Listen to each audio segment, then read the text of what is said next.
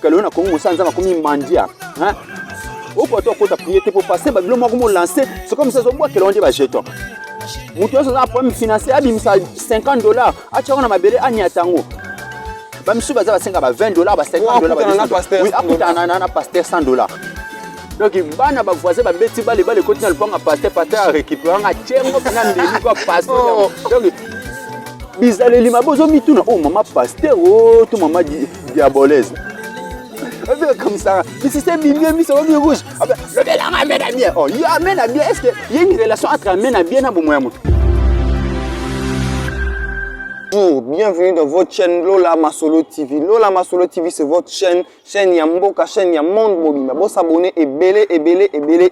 Vous aimez page, vous tel Makambo, Eza et belé.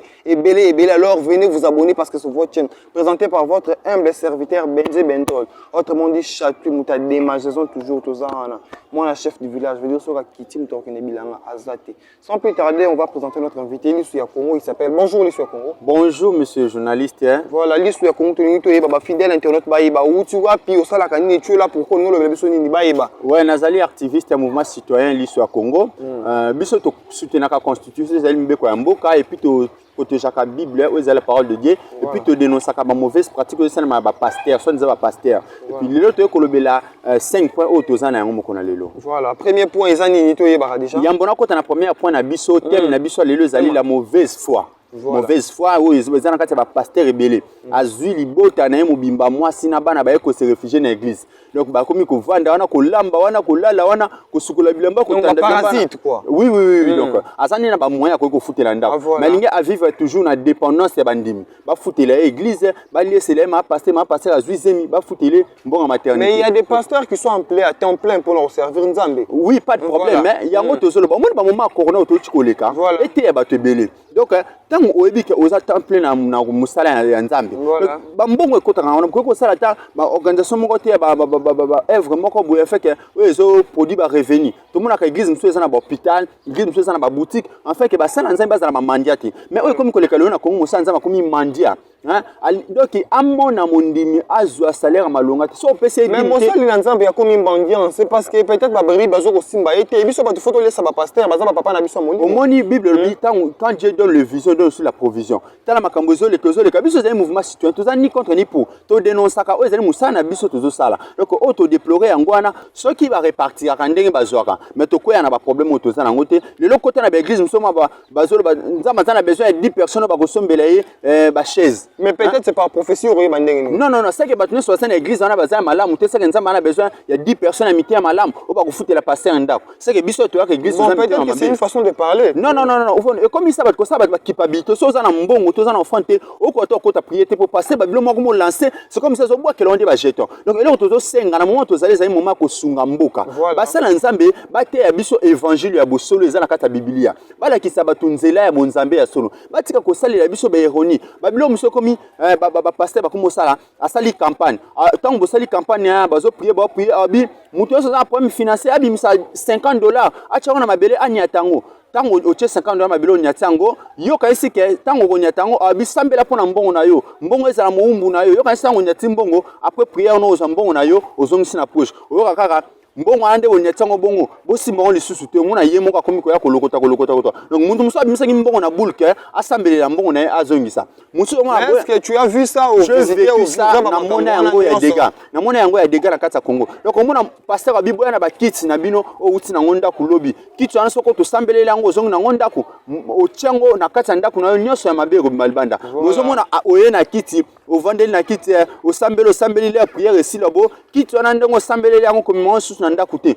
nyonso ya mabe tikali na église on a ko délivrer donc ozomona escroquerie moko boye stratégique donc muta aki na kits na bulke ba sambeli kiti zongo na ngonda ko mo asibitima passer lobi ba kiti zongo na susu ndaku te et comme na milimo mabe fona délivrer yango donc et ça ba évangile moko o biso to mona te na mboka uta to botama.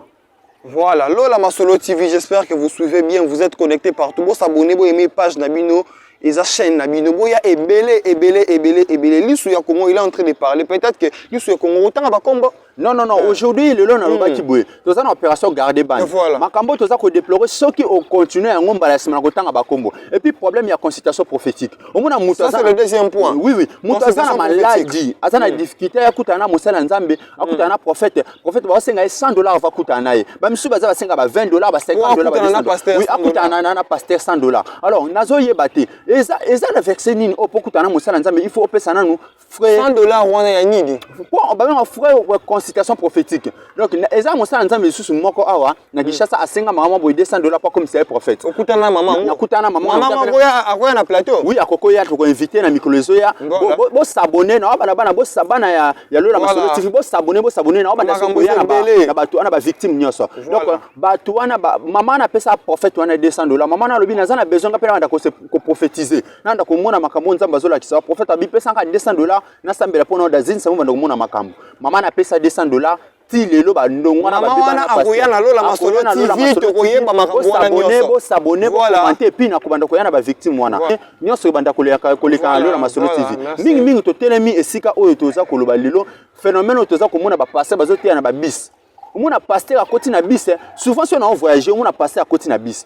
Andi côté ya batu papa si côté ya on a za suka film on a za na orphelinat bana na bazoliate. Tous on a besoin de 10 personnes. Yo ba donc selon toi ils ont le kuta. Ils ont le kuta. Chaque fois on a voyagé. Olanda pasteur moko. Chaque fois on a voyagé ka pasteur wana abataka na bis wana na même sujet.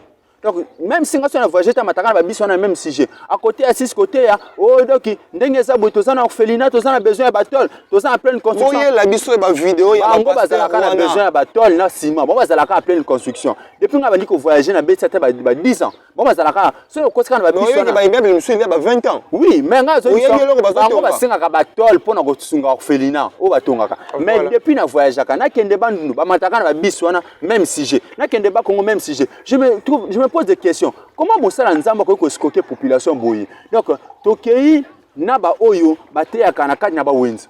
Na ba wenzi mona ba pasteur koti na ba wenzi nyoso ngisho mona ba pasteur ba chi ba panier na nzela. Mais c'est pour édifier ma maman. Bateyaka te bango balaka sunga mosala nzambe. Bateyaka toke na wenzi. Je vous dis bateyaka te bango balaka sunga mosala nzambe na 10 000 francs na yo, na 20 000 francs na yo, 100 francs na yo. Ba jema ba comme nango mwana liboso. Pona mwana na liboso ba lokalite ya ko semer 10 000 francs. Donc ezoka misabiso ministère intérieur il fallait asala musala wana. Donc biso toza pona ko kamwa. Et puis eloko musu toza ko déplorer wana, pour musu toza ko déplorer ezali mondimi apesaka ba 10 000 ba offrande na ye. Mais lelo ko za na problème. Akoza na malade ba ko kanga ye. Mazo senga lisunge pa passer o kata suite tem. Au moins passer à passer signal déjà dans protocole que beaucoup de mutu wana te. Donc eza ko kamusa biso mutu lelo ba église lelo ozaka na valeur so nzoto za makasi. Soko belika ka o kufeli oza suna tina te. Donc ba passer ba en tout cas en valeur ce qui église za na numbunda bazoyemba soko akomi ba kiswa divin ba lukaka wana boye. Voilà makambo changer. Musika akomi ba sécurité. Tozoka mosala nzamba zota mwana jipa ba soda. Hein, est-ce que vraiment mosala nzamba zota mwana jipa ba soda? Jipa ba soda ndeni. Pas sécurisé. Oui, pourquoi? Parce que bakenda ko futa bambongo na ba la police wana ba pesa ba jipa la police et kengela bango. Oui, pourquoi? C'est parce que bazo prêcher ba faux prophétie. Donc bato antu baza victime baza na bakanda, yo ba koma ko tamba na ba ta sécurité pour éviter abiza trop bato wana ba victime ba ko kanya na kwa moko. Donc tout pasteur atamba na sécurité à abiza. Oui, comment un homme de Dieu ko tamba na sécurité? Sécurité mo sanza nzambe. Même si Bible ba ange ne ba ko nzamba lo bimi batela va nzamba batela. Verset ni yo ko nzela ba ko verset mo ko bimi batela. On est verset yo tu es chrétien ensemble là non? Oui, ngana sambe ya kanzambe. Voilà, ensemble la kanzambe. Donc tant que oyebi nzamba batela yo en place ba kulu rokende. Nzambe abatela kanzamba za makoko simba mitema makulu ba sala o mabete. Mais mon sala nzamba za intouchable. Ngana zo bisa mon sala nzamba za intouchable. Mon sala nzambe partout zo tambola za intouchable. Tu n'as jamais entendu que ba karaki musala nzambe ba sala que du mal. Musala nzambe tant ba kaleye eloko ko bikisa ezali maloba na ya malamu. Vous savez il y a beaucoup de hommes de Dieu na kata Congo baza maloba mabe. Baza maloba mabe donc ozonti matin na quartier maman pasteur bizaleli mabozo mituna oh maman pasteur oh tout maman diabolaise. Donc ozo comprendre été. Ozo comprendre pasteur tout maman diabolaise. Pasteur azo kata ba voisin na ye courant. Donc ça oui. Et passer la Masolo TV bo s'abonner makambo za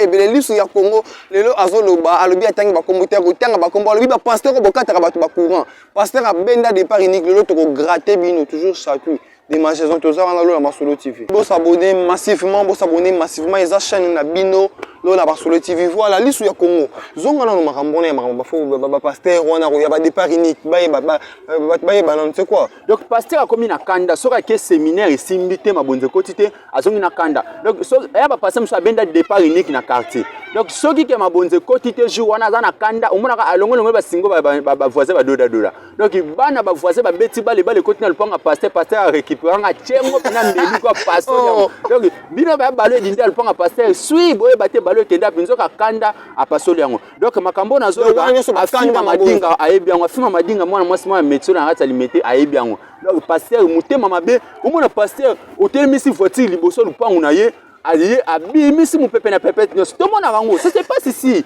au Congo. Donc la Masolo TV bo s'abonner tozo senga différence on nzamba lobaki boko mona différence entre bazo salelanga na bazo salelanga te. Donc ba sala nzamba za bato ba pratiquer makambo eza na Biblia. Donc ba tira koyokisa biso ba tozo sambela nzambe soni ba pratiquer ezali maloba ya nzambe. Et puis tozo mona ba faux prophétie le pandi ba mabota hein au mona prophète mutu moko boye azani prophète mais asepeli na sermon na kati église amoyele ba ja mutu na sema kolikolo sermoni nzamba la kisingai ngai na yo vraiment eko simba oza mwaso ko accompagner ministère na ngai osuka mwana mwaso wana za mobali oui non il y a d'autres choses et ce n'est pas vrai au mwana mwasi moko za na mobali na bazo lité ba moment influencer difficulté baza pena difficulté makasi ye pena o mobali wana zo le kisota ngwaza mobali ya vina yote donc bazo créer ba trouble ba foya ba to mwana mwasi atango yoka professeur bon akombo ya jeune garçon na pendant que jeune wana zo luka mbongo na difficulté a honorer mwasi wana yango moni ba fazer baza belé na kati ya Congo nde toza na moment où ozo mona ba pasteur misusu aye a monika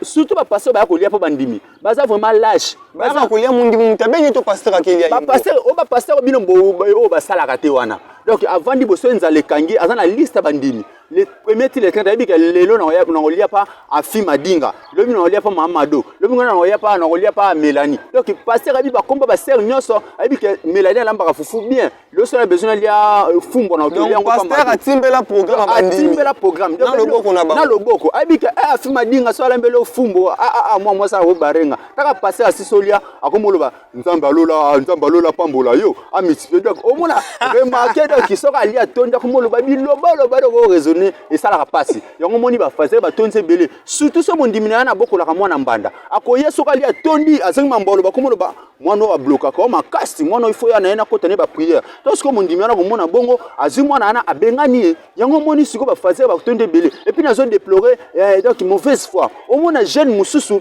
ba botami na famille alingi koluka musala te surtout soki ke papa na bango kaka mpango na bazana bandaka ba locataire donc ami vandisi eza mauvaise foi o toza ko déplorer au moins pe ba jeune wana aza mokambi na jeunesse donc alingi koluka ta musala te donc alika ko botela voilà ko botela abota ka papa parent surtout soki ka repa na bango bazata na ndaka ba locataire donc yelo sambo na papa kufa po a remplacer donc eza ba biloko biso toza ko déplorer maman pasteur donc soki kaka bandeko ya pasteur baye au moins a changer l'ongi. Donc il y a gentillesse n'est qu'un bandimi. Donc ma famille a pasteur, à qui parle bangote, maman a boti pasteur, à qui parle été à ta transfert pour ma pesa été. Et ça bilo que ça ko déplorer. Donc mboka na biso le moment tozali, ezali moment to sunga mboka. Mutuna ngamu na ye a sunga Congo. Ba bilo que biso toza ko déplorer ça malamu te. Donc gouvernement azonyo koma. Tout ce que la ka charge mboka pas politicien te, église pezali na par na yango ko sunga mboka. Donc makambo tozo déplorer na kata mboka na biso, ezali malamu te ba fazer ba tonze belé,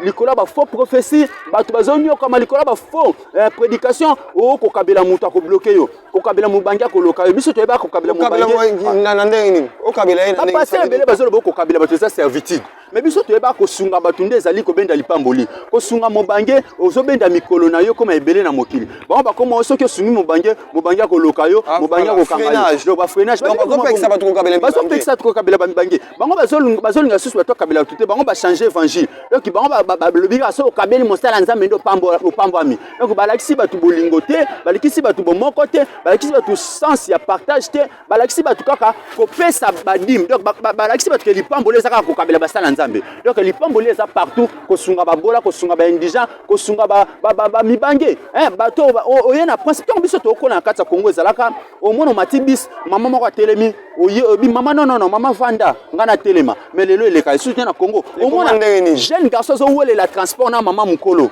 mais jeune wana era court mais non eza yango te tant biso tokolaka na kati ya mboka oyo ezalaka ata na ba arrêt de tant bino bokola yo za mwana mbula nini nga nazali mwana ya kala naza mutu ya kala donc naza mutu ya kala tango wa mutu ya kala donc mbiaka vraiment tozo déplorer makambo ekomi na génération lelo yango génération lelo tozo kufa ebele po tozo tambola vraiment selon maloba ya Nzambe te ozomona balobi na biso tosa mama ya muninga benga ye mama ya muninga za ya na yo papa muninga za papa na yo mais lelo mutu akoma omona kaka mama na ende mama papa na ende papa baninga omone akena nga piso azala na bino ba o boto saka ba parents ba mininga te éducation boka mana mai mais bato wana ba fréquentaka ba église c'est parce que ba église bazo te ba évangile ya soloté donc ba sala Nzambe tozo beta c'était jeunesse ekufi boye po na bino bo sala vraiment musala ya Nzambe na ndenge ya sona fait que bo sauver jeunesse lelo bolingo ezate na mitema ya bato la plupart ba sat mabe lelo na Congo za basambelaka Uma muta sambelaka aza nyongona alinga futa te aba kendo funda nga parto ko funda tuku to saka na kutwa o mo elo no sala muta def saka biloka sambelaka maloba soki na yana kuto futi mboko na te na saka elamba no defaki na tumbi yango to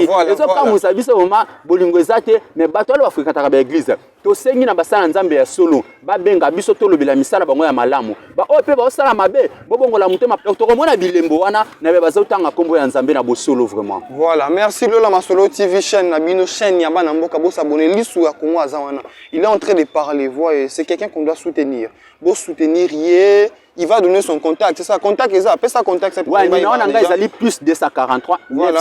993 80 42 sur Facebook betili sur Congo et ko bimisangai et puis naza ko loba batu nyonso o bazana ba plateforme de téléchargement ba ya ko soutenir Marcingel o biso tozo bimisa to yembeli kaka makambo ezo le kanakati ya Congo. Voilà, merci. Lola Masolo TV, vous s'abonnez massivement et belé, toujours présenté par votre simple et humble serviteur Benze Benzol Chatui.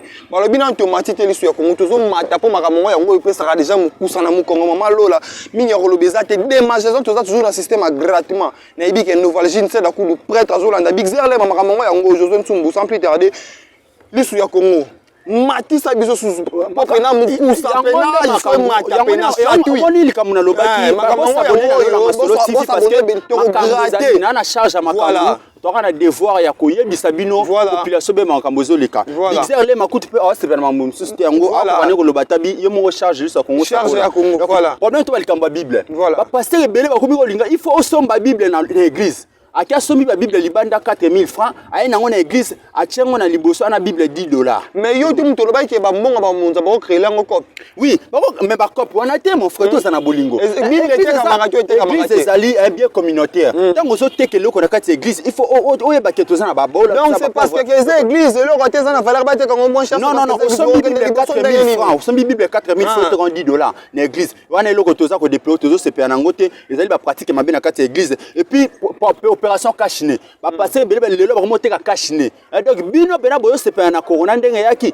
omona azui ba cache-nez sangisi abondele lango o désinfectant spirituel azui assembler désinfectant te ka désinfectant papa eloko nyonso na maboko na mais ko assembler la monnaie $10 cache-nez $10 donc cache-nez $10 yo mona sekele ba ko ba solo yango ba passer ba te kati papa cache-nez $10 nazo ebiso cache-nez naza na cache-nez mona somba ki on prend la ba preuve na somba ki $10 pour na roloba ke na kendaki kuna po ezala te ke o eza mambo kuta na kendaki nga moko passer on a teke nga cache-nez $10 alinga teke na désinfectant $15 na bi non désinfectant na somba ngo 1000 francs ndenge ezali siko o matan $15 poani onde na abona sambelela ngo komi na nguya na kati donc ezali les antivaleurs toza ko soutenir ngo toza ko telemela et puis na likambo oyo pasteur basali o remarque pas père spirituel na yo osili ke ko fungolisa église par place mususu et bela ba église de beleza na Congo ezali ba fuya rebellion pasteur ba suspendre na mateta ke fungula église na Bandal ba suspendre na Kishasa ake fungula église na Lubumbashi donc makambo eza ko leka toza ko déplorer yango ba église de belé le ba nguye ezate bonzambe ezate parce que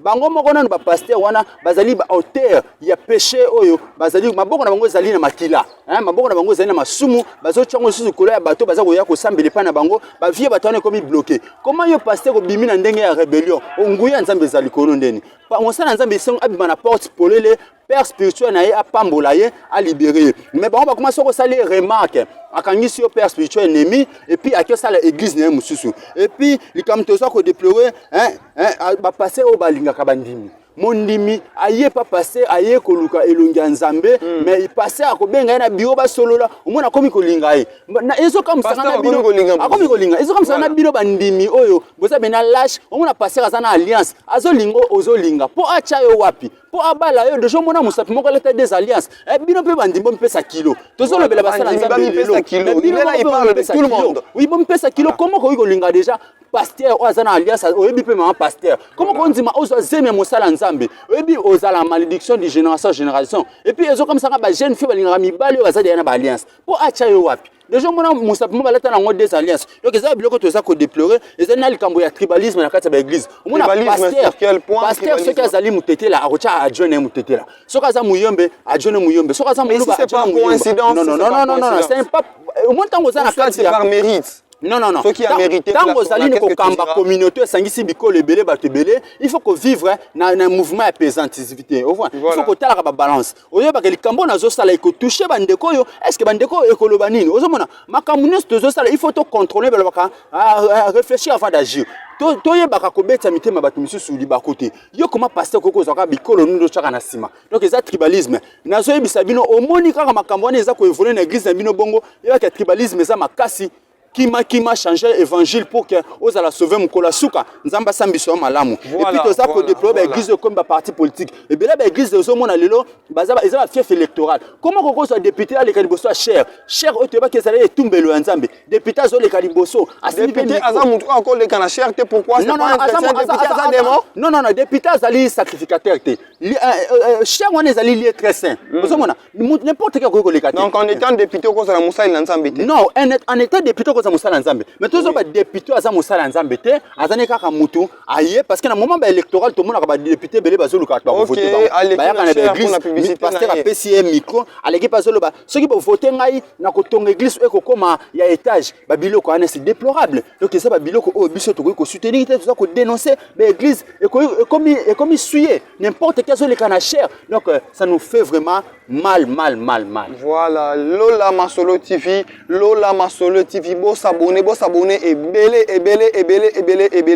Chaîne eza ya bino, chaîne eza ya bana mboka, chaîne eza ya mabele nyonso présenté par Chatou Inef ya match moi la chef de village. Voilà, lisu ya Congo. Moi personnellement je veux savoir est-ce que va finir internet. Toi à ta place, ceux qui va pêcher au ministère où tu as un mot à dire na kati ya mboka wo. Qu'est-ce que tu diras sur le point il y a un phénomène où il y a ba pasteur, toujours ensuite il y a ba pasteur où il y a sengara mbongo pour nous visiter pour la consultation prophétique. Qu'est-ce que toi tu dis comme conseil? Bon, sur ma point généralement paie ça conseil final. Conseil on a ko apporter liboso ezali nanu nazo kende malembe na ibisabino boy. Ngai moko tant que liso ya Congo nazali na ba numéro ya ba prophète ba pasteur na ba prophète ba pasteur malamba osa musala nzambe ndenge ya so na kati ya Congo pe mokili mobimba. Donc ceux qui olingi vraiment orienté pour musala nzambe ya solo ya malamu eza na Congo za libanda ya Congo benganga na plus 243 993 80 42 00243 93 80 42 et puis conseil na voilà, quel conseil tu apportes basala nzambe basala musala nzambe mingi makambo ezo ekomami na Biblia ndenge Bible ezo senga basala nde bongo babakisa te po Biblia lobi makambo ya nzambe maloba nzambe babakisaka te balongolaka te bate ya batu ndenge Biblia eza koloba basala makambo bazala ba exemple à suivre pa batu mususu bazala ba modèle po musala nzambe il faut azala remarquable musala nzambe ko za na ba remarque te musala nzambe ko koyaka tout le temps na miso ba tout oso si sabatu konzima oso betsa mabaku ba passer bezo mona ngane ba passer bele ba yaka après kitso mona bele te musu moko boye ya mukebu ba chaka mai ya malili ba chaka ngwa gene moi pasteur améliore que ça pasteur a la main nzoka gene quand tu dis ce genre de trucs ça attire l'attention des gens faut avoir des preuves. Oui. Yo, tu es sûr de ce que tu dis, pasteur? La kema ina termus, la plupart pasteur ngana ebi ona kutana ba on pe na monaka, eza ba eza ba gene. Tu as des frères pasteurs au mona ezala gene ou comment? Oui, eza ba gene. Au mona pasteur ameli ngo deux fois, misise bimie na mbunzu. Comme ça. Misise bimie miso mi rouge. Le belanga amena bien. Oh, yo amena bien. Est-ce que il y a une relation entre amena bien na bomoya mutu? Ah mais aloba amena bien, yes c'est lilo banza phénomène pasteur mais ça c'est la motivation. On ne peut pas motiver les gens dans les choses de Dieu. On ne peut pas motiver les gens. La motivation c'est juste que tu as tout banzambe, parce que bon la motema. Yango nzamba zozela, nzamba zozela te la motivation. Le belanga amène bien, le ba amène bien, te na ki amène bien te. Et ça une importance. Et puis phénomène beta maboko, bandako beta maboko. Non. Mais tu sais que les gestes ils sont importants dans le combat spirituel. Non, les gestes en est contractés. La plupart de beta maboko ana. Asi sa prière abima, akeko tonga, auti prière akeko bunda, auti ko prière akeko swana. Mais auti ko beta maboko. Ce qui est important mitema ya batunde zala présentable liboso ya nzambe. C'est tout. Qu'est-ce que toi tu diras pour la montée ma montée ça la présentable d'abord. Il faut fréquenter bonne église. Il faut fréquenter l'église au bazoté lilo banzambe ya bosolo. Pesanga yi ba fruit ezali. Ba qui prouve que l'église bien. Ya liboso ezali que mutu ta komi ko fréquenter l'église. Il faut bien moko na quartier na famille bo sentir que mutu de papa ndako sambela changer. Soit ça ka orgueil, ataka na orgueil a changer. Soit ça ka orgueil a koma kimia. Soit ça ka muibi atika koiba. Soit ça ka lokuta atika kokosa. Donc bien moko il faut sentir que mutu de papa ndako sambela. Donc il faut biloko moko ya bongo. Oui de bonne église maman lo lazo landa biso 5 sur 5. Yozolo ba mona mutu to azo fréquenter l'église moko boyo moko mi ko regretter na pasteur oya kendaka. Mutu ba est-ce que mutu ba kendaka l'église? Église bimika ça la constat ba église belé na Congo. Soka ba bimi église on ba tema liboso porte église. Bandi ko tonga. Oh, on a ko tala ta bien te ye ko tala tango ta tema apesa offrande ko ta ko veste ngwe. Oh, gloire na ntsumba la ta ki bien te. Pantalon ta la ki dongi. Ya ngwe so comme ça biso. O big misère donc ala ta bien te. Et ça sensité pasteur a commis koleka na cher azoloba veste on a sombi yango 80 000 euros donc nazo baté ma na kata Congo est-ce que tout ça des personnes tu connais des pasteurs comme ça na kuna soma na église il faut filmer ramène nous de vidéos non ce n'est pas notre rôle biso nous allons ko dénoncer mbala simana ko tanga nde ba kombo tona opération garder bande lokola bolingi siko na ndotanga ba kombo na tanga ba kombo bino do sa ba griffe na cher bino to lobe to kiboyo nombre de parcelles na cher nombre de voitures na cher makambo biso to moni na Biblia te ba verset ça ka Bible te o l'alliance de la ville hein o les plateformes de l'alliance de la ville nini ba temba pesa kata o les plateformes de pattes na kata ba temba ngo comme ça nga fort na zo ba te na verset ni ba tiraka ngo mais mais le thème, je dirais que le thème n'est pas tiré, le thème d'un séminaire n'est pas tiré de la Bible, pas forcément. Non. Ce n'est pas obligatoire. Il faut nyonso yo musala nzambe zote ya bango ezaka tiré na Bible. Donc en place mususu te zora ba référence na biso. Mais en voyant un thème, pour tout na ba école ba ça le calendrier scolaire. Pourquoi pas l'église c'est là calendrier biblique c'est Bible pourquoi bazo sala boy donc batia musala nzambe basa musala nzambe na bosolo on a ko silisa yango moni o to uti ko déplorer bo continuer bo kangama na liloba nzambe ya solo l'église ya solo pezali ba sala nzambe ya solo bazali bo contacter biso to ko orienter bino pe besoin na bandako contenu ya ba bi ozuna banzela ba église de belé bolembi non bolemba te po nzamba bongisi mukolo wa ko sambisa biso pe ba toto sala nzambe na bosolo na bandi ko pesa bambotela nga na baye bazo sunga biso na moni mama Lola na Irlande mama kolemba te ko sunga biso merci pour na musalo zo sala Junior Chananga et puis na pesi mbote na Olivier Chims na Paris jeune moko ya prêtre Gilles Mouzir la noblesse Enoch Guti Zarafa mokonza kitambo na pesi mbote na Berger Chiko Kadima na kati ya